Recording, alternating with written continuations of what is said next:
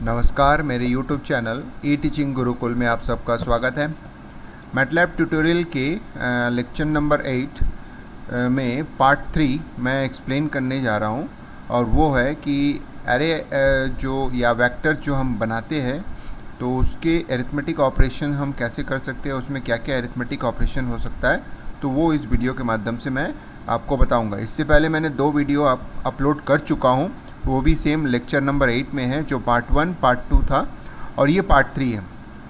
तो पार्ट 3 के साथ मैं लेक्चर 8 यानी एरे और वेक्टर को कंक्लूड करूँगा। तो इसमें बेसिक ऑपरेशंस में आपको बताऊँगा कि एरिथमेटिक ऑपरेशन यानी प्लस, यानी 2 वेक्टर को प्लस कैसे कर सकते हैं, 2 वेक्टर को इनटू कैसे कर सकते हैं, 2 वेक्टर को माइनस कैसे कर सकते हैं, डिवाइड कैसे कर सकते हैं, ये सब के बारे में आपको 1 बाय 1 बताऊंगा। तो इस वीडियो को लास्ट तक देखिएगा तो सारी जानकारी आपको मिलेगी।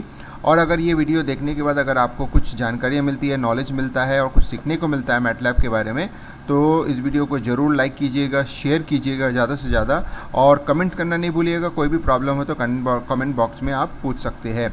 और एट द लास्ट आप मेरे यूट्यूब चैनल ई टीचिंग गुरुकुल को सब्सक्राइब करना नहीं भूलिएगा। तो चलिए हम लोग स्टार्ट करते हैं, हैंड्स ऑन पे चलते हैं, और मैं आपको लाइव जो एडिटर है उसमें आपको करके शो करूँगा।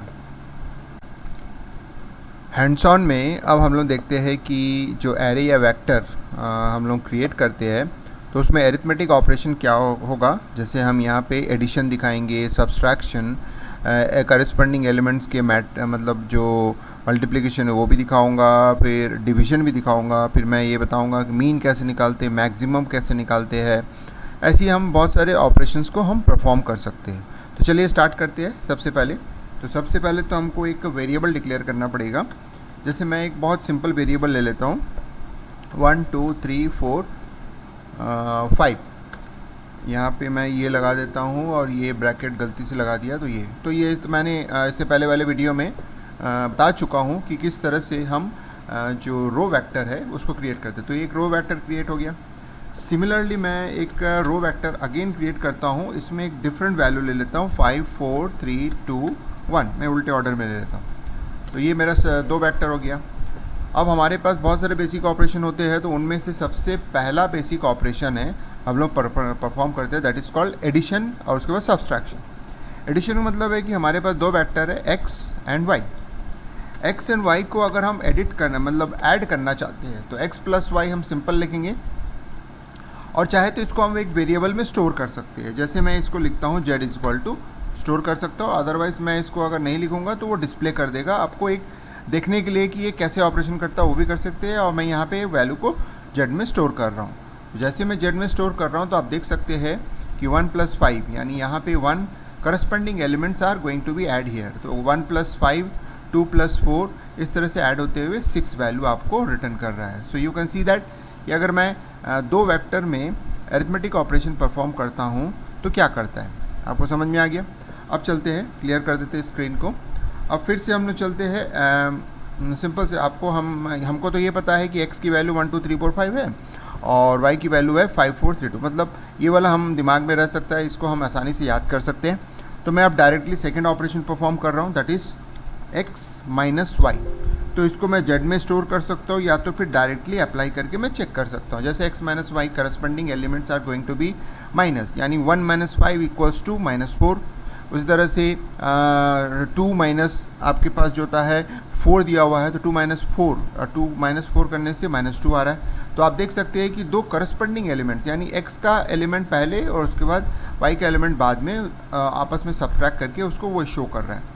तो आपको समझ में आ गया ये सेकेंड ऑपरेशन कैसे हुआ। अब आते हैं थर्ड ऑपरेशन में आपको अब बताऊँगा कि जैसे मैंने अभी 2 ऑपरेशन परफॉर्म किया कि x, उसके बाद एरिथमेटिक ऑपरेटर, और उसके बाद सेकंड जो वेक्टर है उसका नाम लिखा। तो यहाँ पे भी मैं उसी तरीके का एक प्रैक्टिस में रखूँगा कि यही वाला होना चाहिए। लेकिन जब मैं इसको मल्टीप्लाई करता हूँ तो यहाँ पे एक प्रॉब्लम आता है। वो प्रॉब्लम ये आता है क्योंकि हमने पढ़ा है कि मैट्रिक्स जो भी हो, मैट्रिक्स का मल्टीप्लिकेशन एक रूल्स को फॉलो करता है। यानी फर्स्ट का कॉलम, यानी फर्स्ट जो मैट्रिक्स होता है, हमने रो वेक्टर की बात कर रहे हैं, ये वन काइंड ऑफ मैट्रिक्स है। तो ये रो मैट्रिक्स है, तो रो मतलब फर्स्ट का कॉलम सेकंड के रो से मैच करना चाहिए, लेकिन यहाँ तो दोनों सेम वेक्टर है, यानी सेम डायमेंशन के वेक्टर है।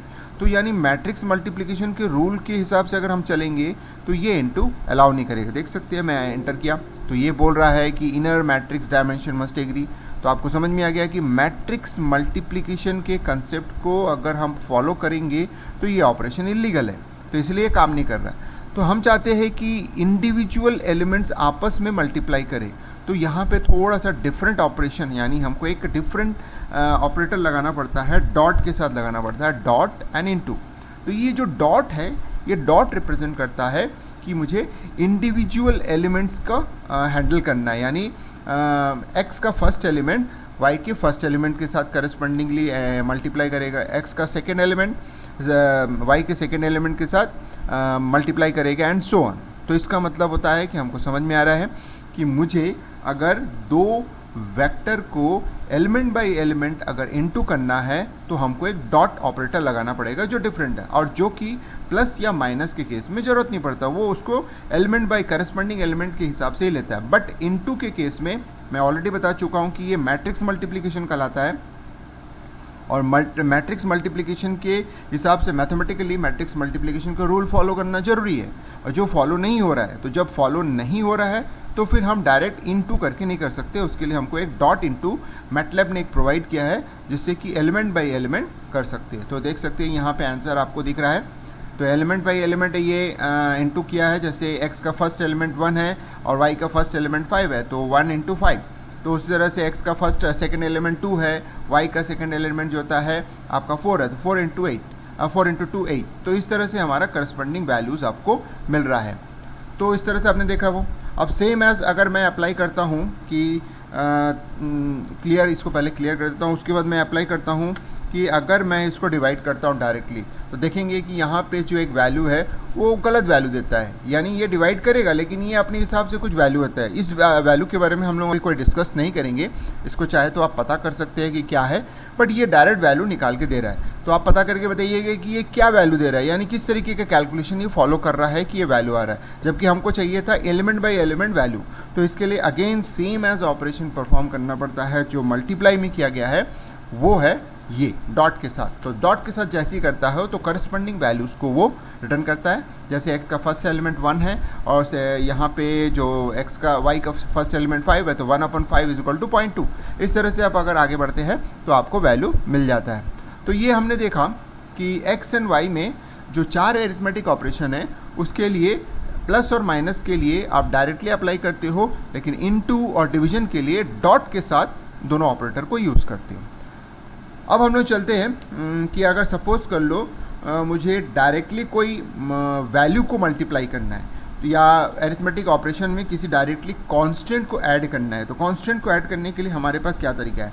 जैसे मैं अगर x + 2 कर देता हूँ तो आप देख सकते हैं कि हर एक एलिमेंट में 2 प्लस करके वो शो कर देता है, यानी वो ऐड कर देता है। उसी तरह से अगर मैं माइनस कर देता हूँ तो हर एक एलिमेंट में वो 2 माइनस करके शो कर सकता है। उसी तरह से अब चाहे तो आप किसी भी कांस्टेंट वैल्यू, किसी भी वेरिएबल को भी आप इस तरह से आप अप्लाई कर सकते हैं, कोई प्रॉब्लम नहीं होगा। हाँ, लेकिन अगर कोई दो वेरिएबल है और वो वेक्टर है तो वेक्टर को डायरेक्टली आप ऐड कर सकते हो, सब्ट्रैक्ट कर सकते हो, लेकिन मल्टीप्लाई नहीं कर सकते। मैं अभी थोड़े दिन में बताऊंगा कि मल्टीप्लाई अगर आप करना चाहते हो तो कैसे करो। जैसे मैं यहाँ पे अगर कांस्टेंट करके मल्टीप्लाई कर देता हूँ तो ये मल्टीप्लाई हो जाता है। उस तरह से अगर मैं डिवाइड करके 2 कर देता हूँ तो हर एक एलिमेंट से वो 2 डिवाइड कर देता है। अब आते हैं इंटरेस्टिंग बात, वो ये है अगर सपोज़ कर लो मेरे पास एक एक वैल्यू है जिसमें मैंने डिक्लेयर किया, तो i is a simple variable, it's not an vector. तो अगर मैं x इंटू आई करता हूँ तो ये अलाउ है, ये कर देगा मल्टीप्लाई। जैसे मैंने अभी नॉर्मली एक कांस्टेंट वैल्यू को मल्टीप्लाई किया तो ये कर सकता है। तो आपको समझ में आ गया है कि किस तरीके के एक्सप्रेशन के लिए ये मल्टीप्लिकेशन काम करेगा और किस तरीके के लिए नहीं काम करेगा, वो एक चीज़। तो एक चीज़ हमको पता चल गया कि लेफ्ट हैंड साइड अगर यानी फर्स्ट ऑपरेंड अगर आपका variable in the form of vector, यानी फर्स्ट जो आपका ऑपरेंड है वो वेक्टर है, उसके बाद इनटू ऑपरेशन के बाद सेकंड जो ऑपरेंड है वो अगर आपका कोई वेरिएबल है या कोई कांस्टेंट है तो डायरेक्टली आपका मल्टीप्लिकेशन अप्लाई करता है, अलाउ करता है, डॉट के साथ आपको इसको यूज़ करने की ज़रूरत नहीं है। अगर मैं डॉट के साथ भी यूज़ करता हूँ तो आपको पता चल गया कि अनएक्सपेक्टेड मैटलैब ऑपरेटर, क्योंकि मैटलैब में इस तरीके का इंटरप्रेटर बनाया गया है कि वो पहचान कर लेता है कि सेकेंड ऑपरेटर वेक्टर है या वेरिएबल है, यानी सिंगल वेरिएबल है या कांस्टेंट की तरह बिहेव करता है या वेक्टर। तो इसका मतलब होता है डॉट ऑपरेटर अगर आप लगाते हो तो पक्का वो सेकंड ऑपरेंड को जो होता है वो ये पता करता है कि वो वेक्टर है कि नहीं। अगर वेक्टर नहीं है तो इस तरीके का एरर शो करेगा, अगर मान लो वेक्टर है तो फिर वो ऑपरेशन परफॉर्म करेगा। ठीक है, तो ये आपको पता चल गया। अब मैं वेक्टर में कुछ एक इंटरेस्टिंग सा रिजल्ट फाइंड आउट करने जा रहा हूँ, देखते हैं कि वो काम करता है कि नहीं। जैसे मैं x में, हमारे पास x के वैल्यूज़ हैं, अब मैं y की वैल्यू को फिर से रीडिक्लेयर करता हूँ। उसमें मैं ये बोल देता हूँ कि 6 5 4 3 2 1, यानी मैंने यहाँ पे 6 वेरिएबल ले लिया और x में हमारा जो होता है 5 वेरिएबल है। क्या ये अरिथमेटिक ऑपरेशन अलाउ करता है? आप देख सकते हैं matrix dimension must agree, allow नहीं करता है। सबट्रैक्ट करूँगा तो भी अलाउ नहीं करेगा।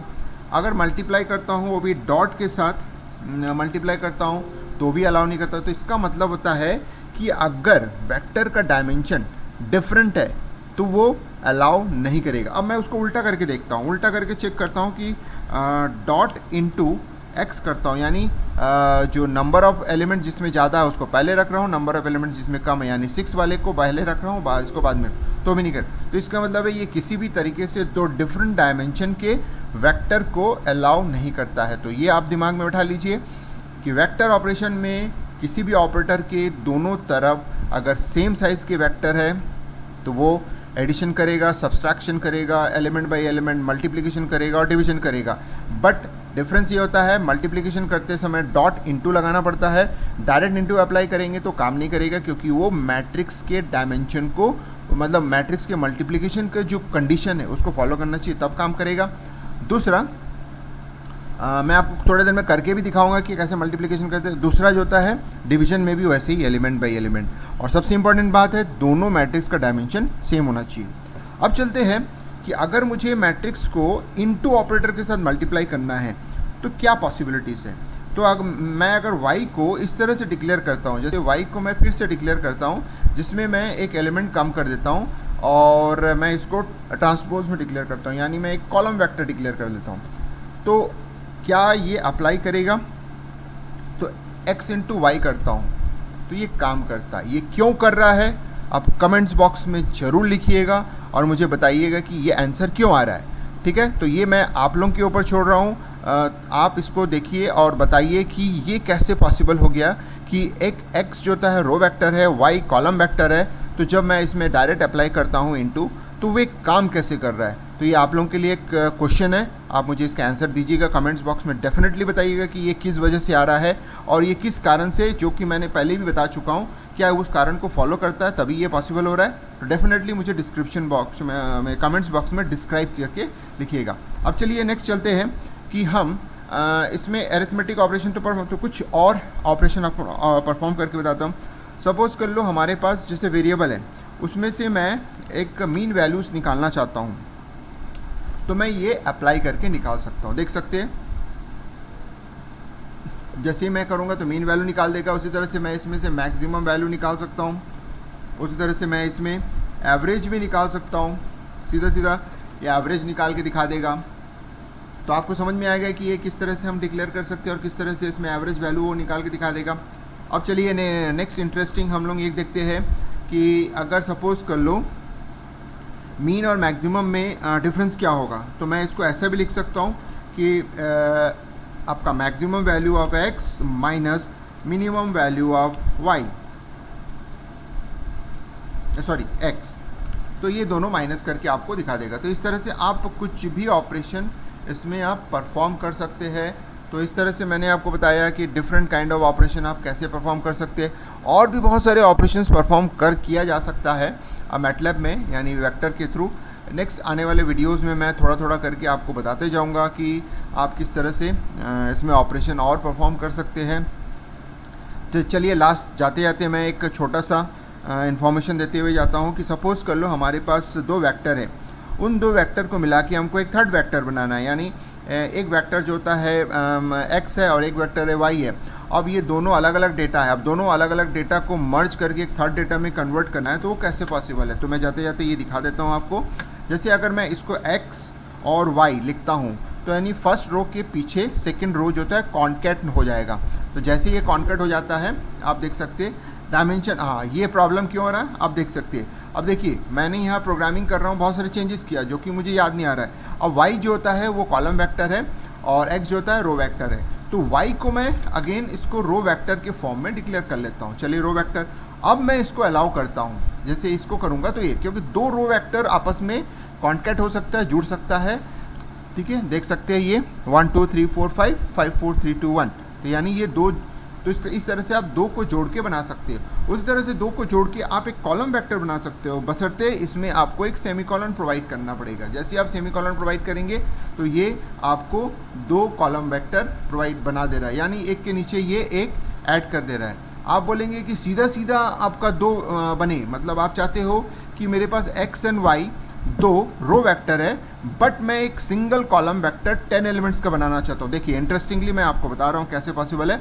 अगर मैं z इक्वल्स टू इसको एक करता हूँ तो आपको सेम एज ट्रांसपोज लेना पड़ेगा x का, y का भी ट्रांसपोज लेना पड़ेगा और उसको आपको एक के नीचे एक शो करने के लिए आप क्या करेंगे, इसको सेमीकोलन के साथ ऐड कर देंगे। तो देखिए ऐड हो गया। तो आपको समझ में आ रहा है ये चीज़। अगर आप ये चाहते हो कि नहीं मैं ऐसा, अगर मान लो आपने छोटा सा गलती कर दिया, यहाँ सेमीकोलन नहीं दिया तो क्या होगा, आप इसका आंसर मुझे डेफिनेटली कमेंट बॉक्स में लिख के दीजिएगा कि इसका आंसर क्या हो सकता है। अगर मैं z equal to x dash और सेमीकोलन ना दे के वाई डैश करता हूँ तो मेरे पास आंसर क्या आएगा। तो डेफिनेटली मुझे कमेंट बॉक्स में, तो मैंने इस वीडियो के माध्यम से दो क्वेश्चन आपसे पूछा है, तो उन दोनों क्वेश्चन, इससे पहले वाले मैंने आपको पूछा एक क्वेश्चन और उस क्वेश्चन को डेफिनेटली देख के मुझे आंसर कीजिएगा कि उसका आंसर क्या है।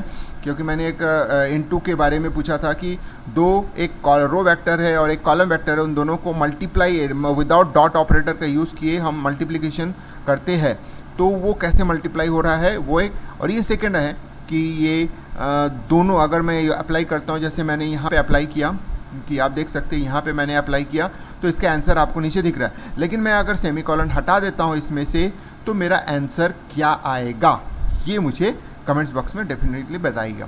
तो चलिए दोस्तों, इस वीडियो को लास्ट तक देखने के लिए धन्यवाद। अगर ये वीडियो आपको इन्फॉर्मेटिव लगा, कुछ नया सीखने को मिला मैटलैब लैंग्वेज के बारे में, तो डेफिनेटली दिल से लाइक कीजिएगा, शेयर कीजिएगा, ज़्यादा से ज़्यादा शेयर कीजिएगा। और मैंने जो दो क्वेश्चन पूछा उसको कमेंट्स बॉक्स में डेफिनेटली लिख के भेजिएगा। और मेरे यूट्यूब चैनल ये टीचिंग गुरुकुल को सब्सक्राइब करना नहीं भूलिएगा। तो चलिए वंस अगेन दोस्तों, इस वीडियो को लास्ट तक देखने के लिए दिल से धन्यवाद।